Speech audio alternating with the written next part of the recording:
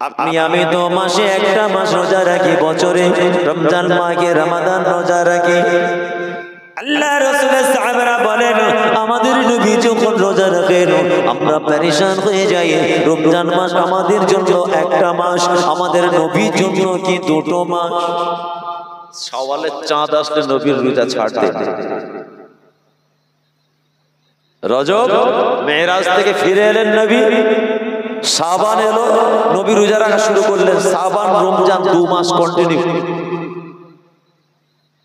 সাহাবীরা বলতে আমাদের নবীর জন্য কি 2 মাস রোজা নাকি?